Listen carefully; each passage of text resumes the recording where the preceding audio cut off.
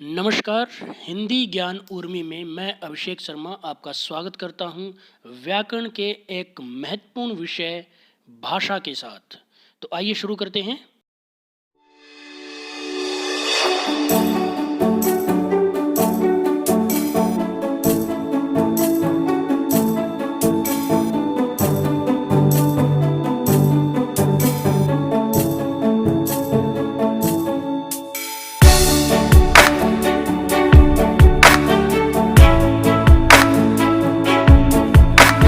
पहला प्रश्न है, भाषा किसे कहते हैं?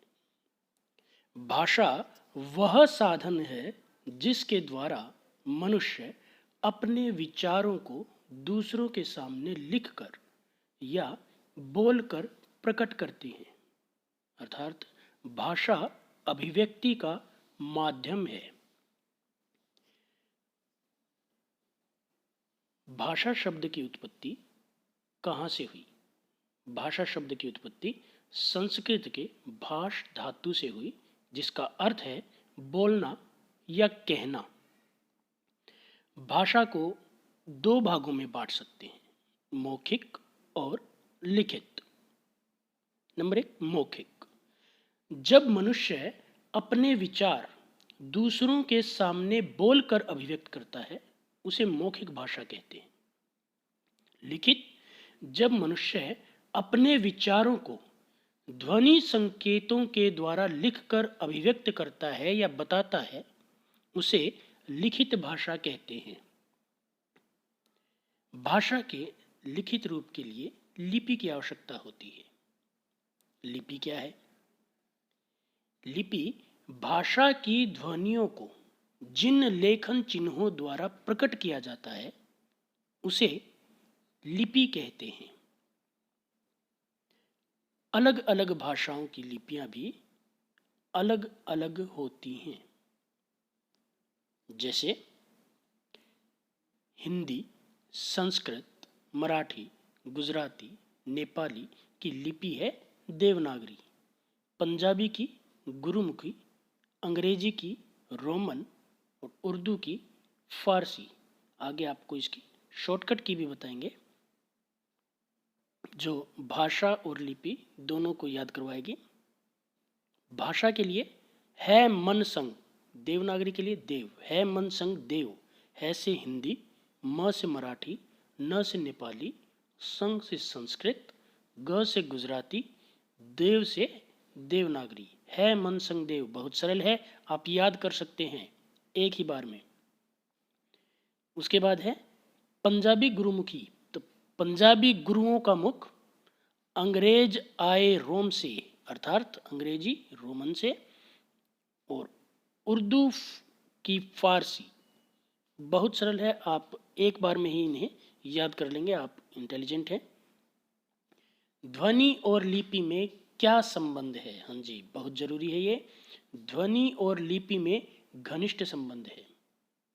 किसी भाषा में अपने विचार को बोलकर प्रकट करने के लिए हम कुछ ध्वनियों का प्रयोग करते हैं, उसे ध्वनि कहते हैं। और उन निश्चित ध्वनियों को जब हम विशेष संकेतों या चिन्हों द्वारा लिखकर प्रकट करते हैं, तो वे लिपि चिन्ह कहलाते हैं।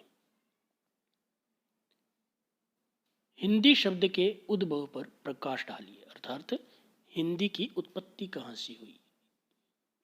तो हिंदी शब्द फारसी भाषा से आया है।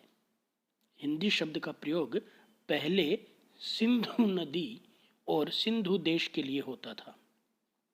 फारसी में स का उच्चारण ह की भांति होता था। इसी कारण हिंदू शब्द का प्रयोग होने लगा और यहाँ की भाषा हिंदी कहलाई। हिंदी को भारत के संविधान में कब राजभाषा के रूप में स्वीकार किया गया? तो इसका जवाब है 14 सितंबर 1949 को हिंदी को भारत के संविधान में राजभाषा के रूप में स्वीकार किया गया।